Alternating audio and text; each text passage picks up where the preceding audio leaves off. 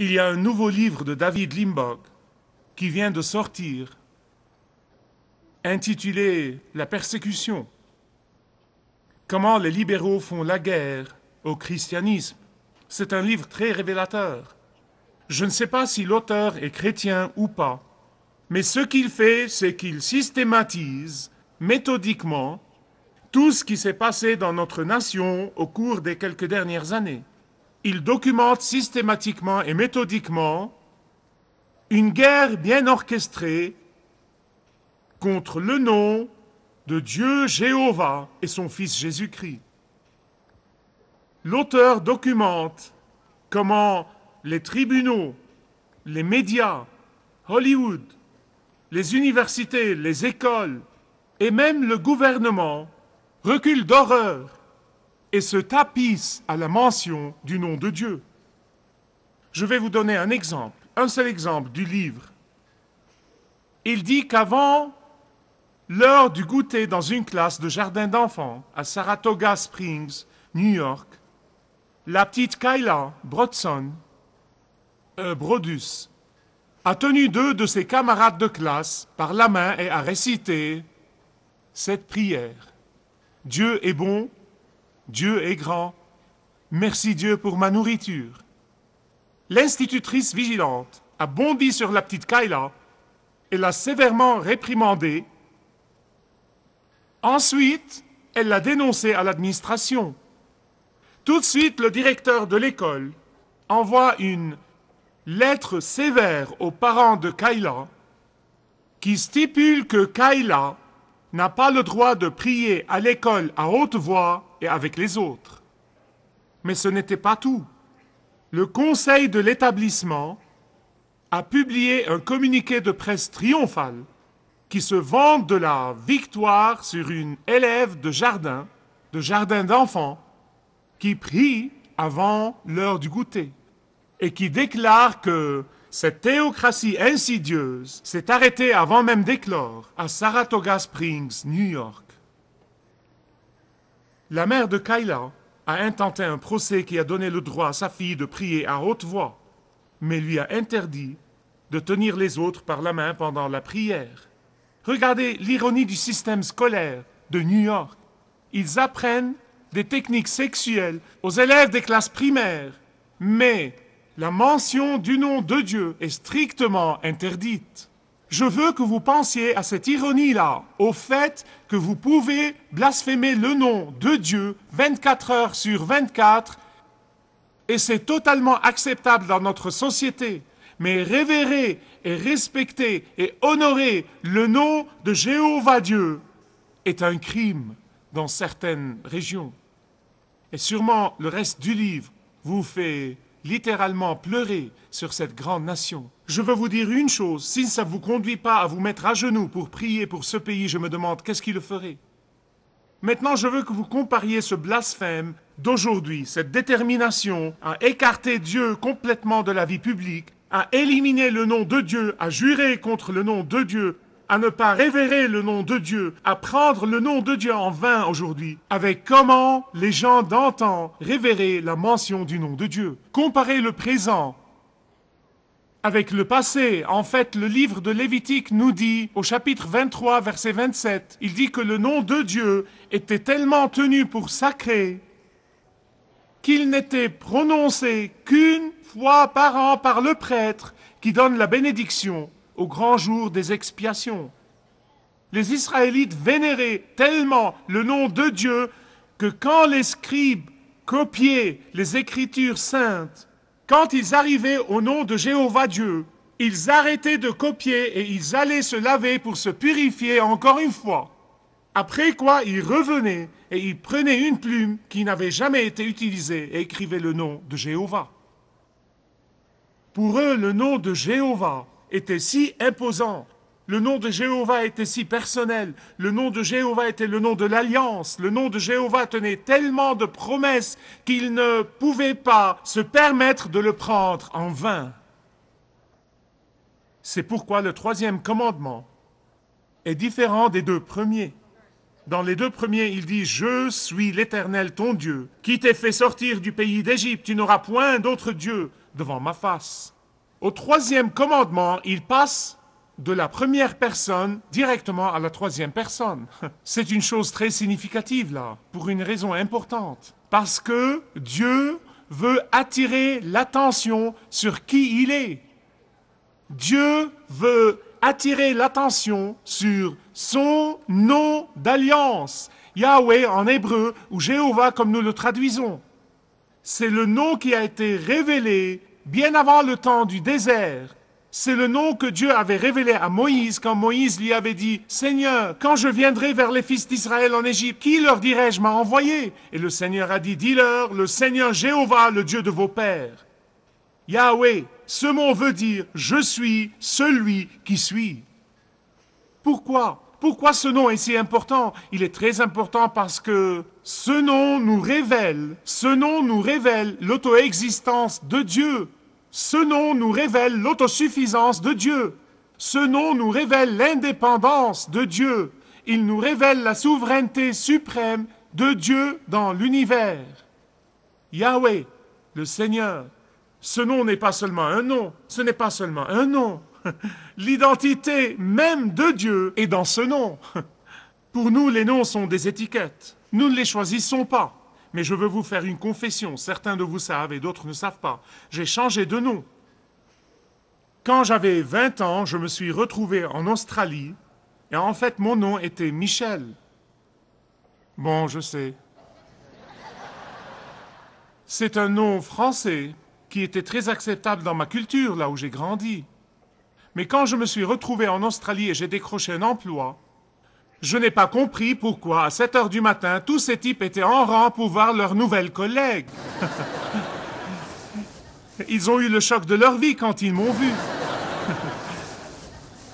Et j'ai entendu leur moquerie. Je suis allé chez mon ami Don Robinson et je lui ai dit « Dr. Robinson, dis-moi, qu'est-ce qui se passe ?» Il m'a dit « Tu dois changer ton nom. » Il a dit que la contrepartie anglaise de mon nom était Michael, change à Michael, donc j'ai changé mon nom. Mais ce n'est pas donné à tout le monde de changer de nom. La majorité ont un nom que leurs parents leur ont donné.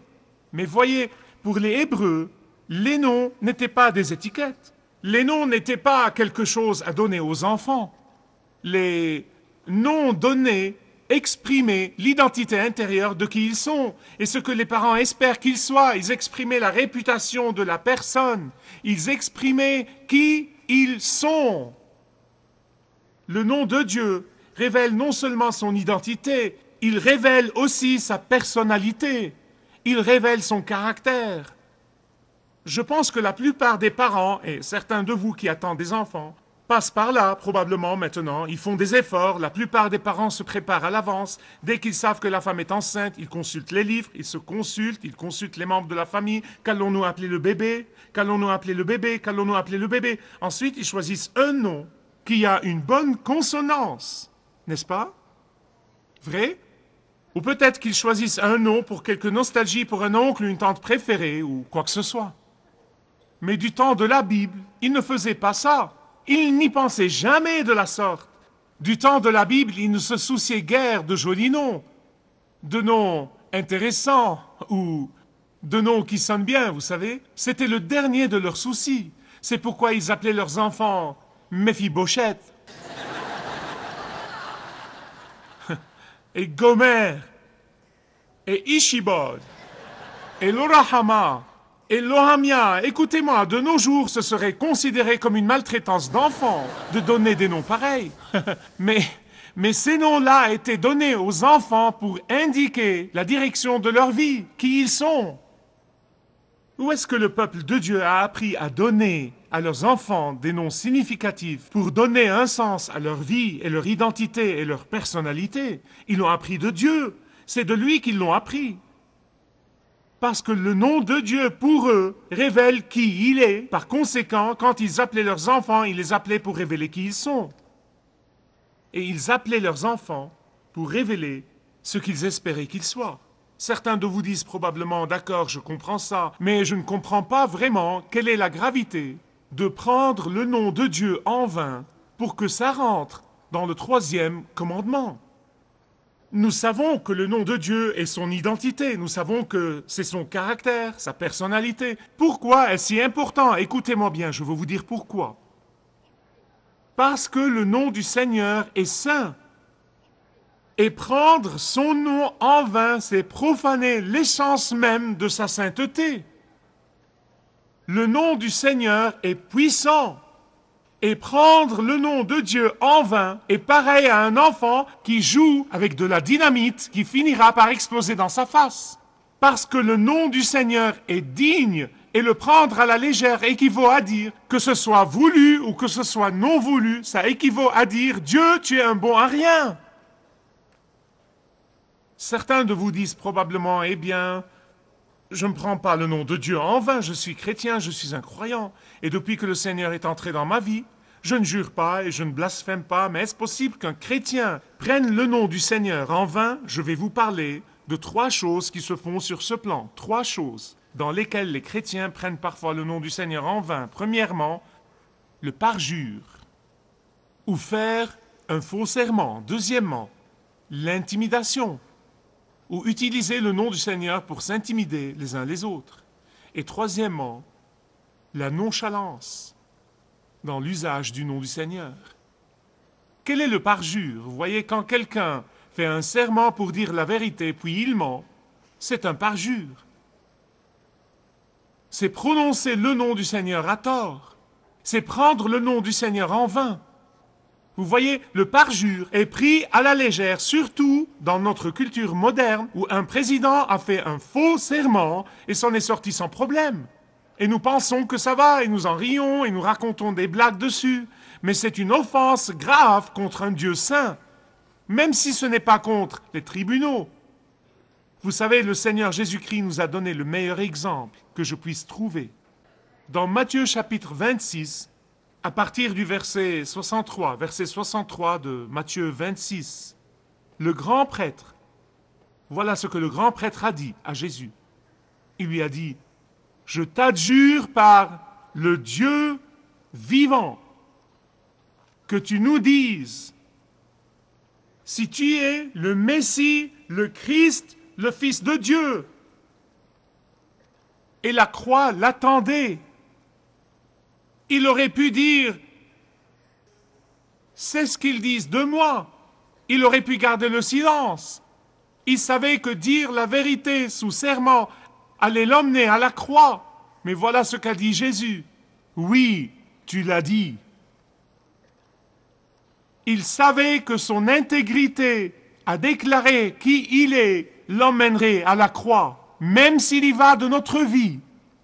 Jésus nous dit explicitement, dites la vérité. Mais prendre le nom du Seigneur en vain prend lieu non seulement par le parjure, mais deuxièmement parmi les chrétiens qui essayent de s'intimider les uns les autres. Vous dites, comment ça? Eh bien, en disant d'une manière désinvolte, ça et là, Dieu m'a dit.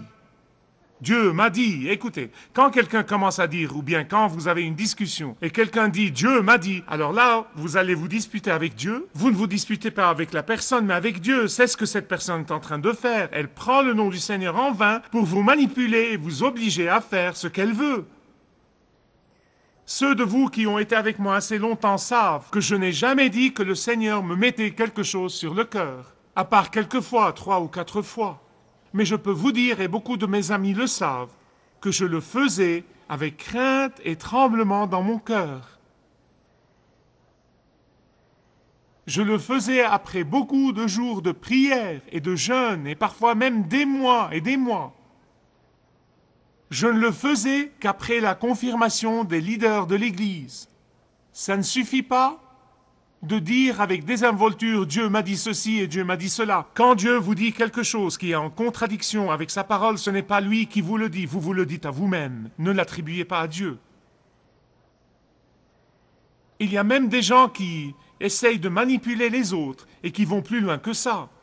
Ils disent « Dieu m'a dit de vous dire de faire tel ou tel ». Êtes-vous passé par là? Amen. Je veux vous dire une chose. Que ce soit quelque chose de bon ou de mauvais, si l'on vous dit « Dieu m'a dit » de vous dire « Fuyez !» N'écoutez pas. Bon ou mauvais, n'écoutez pas. Vous savez, Charles Spurgeon, que je considère comme un des plus grands prédicateurs de tous les temps, un soir il montait en chair pour prêcher, et une dame s'approche de lui juste avant qu'il commence à prêcher. Elle lui dit « Monsieur Spurgeon, Dieu m'a donné un mot pour l'Église ce soir. » Et dans la rapidité que seul Spurgeon avait, il l'a regardée et lui a dit « Madame, j'ai parlé à Dieu après qu'il t'ait parlé, et il m'a dit de te dire de te taire. »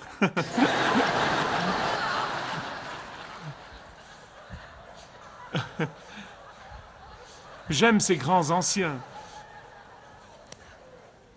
Prendre le nom du Seigneur en vain ne se limite pas au parjure, il ne se limite pas à se servir de son nom pour manipuler, pour intimider les autres, mais troisièmement, la nonchalance dans l'usage du nom du Seigneur, c'est prendre le nom du Seigneur en vain. Le Lord Byron, qui était un blasphémateur accompli lui-même, a dit au sujet d'un ami, il a dit, il ne savait plus que dire, alors il a juré. Les gens utilisent les injures comme une béquille. Puis ils disent, je ne l'entendais pas de cette manière. J'étais fâché et je ne savais que dire, donc j'ai dit ce que j'ai dit. Je ne voulais certainement pas faire du mal à personne. Écoutez-moi. Maudire quelqu'un, écoutez-moi bien, maudire quelqu'un au nom de Dieu est une abominable façon de prendre le nom de Dieu en vain. Que vous disiez, que vous l'entendiez ou pas, Jésus a dit que c'est de l'abondance du cœur que la bouche parle. Vous ne pouvez pas dire ce n'était pas voulu.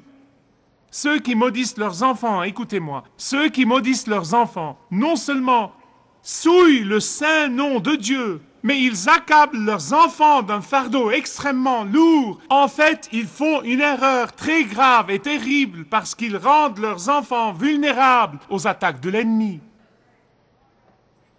Voilà pourquoi le Seigneur Jésus-Christ a dit, « Vous ne pouvez pas prendre mon nom en vain et vous en sortir. Vous ne pouvez pas prendre le nom du Seigneur en vain sans qu'il vous tienne pour responsable. Vous ne pouvez pas prendre le nom du Seigneur en vain et prendre la chose à la légère, car l'Éternel ne tiendra point pour innocent celui qui aura pris son nom en vain. » Il y a des gens qui utilisent le nom du Seigneur à leur avantage. En fait, la Bible nous donne un exemple incroyable de personnes qui ont essayé d'utiliser le nom de Jésus pour se promouvoir eux-mêmes et non pas l'Évangile, et non pas le nom de Christ. Je vais vous en parler, c'est dans le livre des Actes, chapitre 19, à partir du verset 14. Il y avait à Éphèse un homme qui était le prêtre principal de la synagogue juive à Éphèse, à la ville d'Éphèse.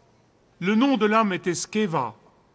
Il avait 7 fils. La Bible nous dit qu'il avait 7 fils. Quand l'apôtre Paul est arrivé à Éphèse, il a commencé à prêcher l'Évangile par le pouvoir du nom de Jésus. Il guérissait les malades par le pouvoir du nom de Jésus. Il baptisait des gens au nom de Jésus. Il faisait des signes et des miracles par le pouvoir du nom de Jésus. Il chassait même les démons par le pouvoir du nom de Jésus. Et les Éphésiens ont vu et expérimenté la puissance du nom de Jésus plus que beaucoup d'autres villes en ce temps-là. Et parmi ceux qui observaient l'apôtre Paul de loin, il y avait les 7 fils de Sceva. Ils ont remarqué qu'il disait au nom de Jésus et les miracles se produisaient. Ils se sont dit, ma foi, c'est une bonne affaire. C'est facile. Ça peut faire une bonne affaire. C'est une bonne chose. Si nous pouvons imiter Paul et faire exactement ce que Paul fait et utiliser les mêmes mots que Paul utilise, alors nous aurons le pouvoir, les gens nous verront et nous étonnerons tout le monde. Et qu'est-ce qu'ils font? Ils vont chasser des démons d'une personne démoniaque. Et ils disent, « Je vous conjure par Jésus que Paul prêche, sortez !» Voyez, les démons croient et tremblent au nom de Jésus. Mais ce type démoniaque a parlé. Le démon a parlé à travers l'homme qu'il possédait. Et il a dit, vous savez, je connais Jésus et je sais qui est Paul, mais vous, qui êtes-vous? Et le démoniaque s'est élancé sur eux et leur a flanqué la raclée de leur vie. Et ils se sont enfuis, les vêtements déchirés dans les rues. En fait, la Bible dit qu'ils étaient nus et qu'ils saignaient de la tête jusqu'aux pieds. Prendre le nom du Seigneur à la légère n'est pas une chose inoffensive. Certains de vous peuvent dire, d'accord, nous comprenons ça, mais comment utiliser correctement le nom du Seigneur? Tu nous as dit ce qu'il ne faut pas faire, mais nous voulons savoir comment utiliser le nom du Seigneur. Écoutez-moi attentivement. D'abord, je veux vous dire 3 choses. Premièrement, vous devez reconnaître, je parle de tous les jours, moment par moment, tous les jours, reconnaissez cette relation incroyable que Dieu a avec vous. Vous devez focaliser sur ça, vous ne pouvez pas le faire en 2 minutes ou 2 secondes à la va-vite. Vous devez passer du temps pour vous concentrer sur ce que veut dire pour le Dieu de l'univers de descendre jusqu'à vous et de dire « Je t'aime, je veux que tu passes du temps avec moi, je veux que tu me connaisses ». C'est extraordinaire. Le Créateur de l'univers veut que je fasse sa connaissance. Il n'y a pas si longtemps, j'ai eu le privilège d'aller au bureau ovale et dès que j'ai passé la porte, j'ai tendu la main pour saluer le président. Et il a regardé ma main, il m'a regardé et je me suis dit dans mon cœur que je me suis lavé les mains. Et il a levé les yeux et il m'a dit « Qu'est-ce que tu fais ?» J'ai dit « J'allais vous serrer la main ». Il a dit « Non ». Il a mis son bras autour de moi et m'a serré dans ses bras. Et il m'a dit « Je te regarde à la télé. Ça me bénit d'écouter tes prêches. Écoutez-moi, à cause de sa gentillesse, j'ai oublié tout ce que j'allais lui dire. » Mais écoutez, mes bien-aimés, si une relation avec un autre être humain me fait cet effet, pouvez-vous imaginer l'effet de la relation avec le Dieu de l'univers? Quand vous venez à lui, il met ses bras autour de vous et il vous serre entre ses bras. Il vous dit, tu es mon enfant, tu as mon nom, tu es mon enfant bien-aimé. Je t'ai racheté, je désire te donner le pouvoir qui est dans mon nom. Mais vois-tu, tu dois faire ma connaissance. Tu dois faire ma connaissance. Tu ne peux pas simplement utiliser mon nom. Deuxièmement, reconnaissez sa présence. Tout le temps. Même les non-croyants disent Dieu est partout. Les chrétiens disent ça, oh Dieu est partout. Maintenant, ce n'est pas ce dont je parle. Ce n'est pas ce dont je parle. Je parle d'être conscient du fait qu'il est là avec vous. Où que vous soyez, où que vous puissiez être, il est avec vous. Vous savez quoi? Je vais vous faire une confession. Chaque fois que je faisais un gâchis dans ma vie, c'était soit parce que j'ignorais, soit que j'oubliais que Dieu est avec moi à l'instant même où que je sois. Il est avec moi dans la voiture, là où j'ai besoin de lui le plus. Je vais vous dire une chose, quand mes enfants étaient jeunes, il y avait des jeunes de l'église qui venaient à notre maison et je leur disais des choses comme « Souvenez-vous, quand vous avez un rendez-vous galant, Jésus s'assied entre vous. Dans la voiture, au ciné, où que vous soyez, Jésus est entre vous. » Ils me confessaient plus tard que ça a gâché le rendez-vous. Et je m'en réjouissais. Reconnaissez qu'il est avec vous, qu'il vous observe à chaque moment de chaque jour. La troisième chose que je veux vous dire, c'est de reconnaître le pouvoir de la langue. Si vous avez du mal à louer le nom de Dieu, vous avez un problème dans votre vie. Et si vous avez besoin d'aide, lisez mon livre Fortifié par la louange, ou Je te loue, ô Dieu, ils vous aideront. Mais je parle de louer ouvertement et non pas je loue Dieu dans mon cœur. Je loue Dieu en mon fort intérieur. Hé, baliverne. Regardez. Si vous louez dans votre cœur, vous pouvez louer aussi de vos lèvres. Mais si vous avez du mal à louer Dieu, il y a peut-être quelque chose qui cloche dans votre salut. Il y a quelque chose qui cloche dans votre relation avec Dieu. Faites attention au pouvoir de la langue. Bien-aimés, je veux vous confesser, je veux vous dire que la langue qui loue et bénit le nom du Seigneur tout le temps et de façon continue, la langue qui honore le nom du Seigneur de façon continue, la langue qui exalte le nom du Seigneur de façon continue, la langue qui glorifie le nom du Seigneur de façon continue, la langue qui élève le nom du Seigneur Jésus de façon continue, la langue qui chérit le nom du Seigneur de façon continue, la langue qui protège la réputation du nom du Seigneur de façon continue, et la langue qui invite la bénédiction du Seigneur et non pas celle qui prend son nom en vain. Si vous désirez connaître Dieu d'une manière personnelle, demandez le livret « Retrouvez la joie que vous avez toujours désirée » et vous pourrez découvrir l'amour de Dieu pour vous et apprendre comment expérimenter son pardon.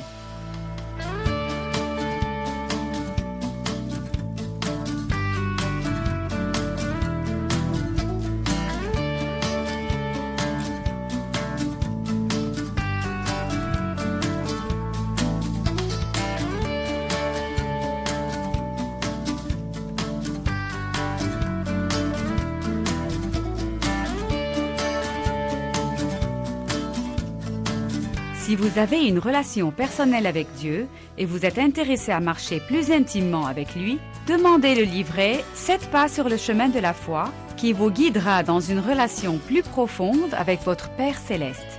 Demandez votre livret gratuit.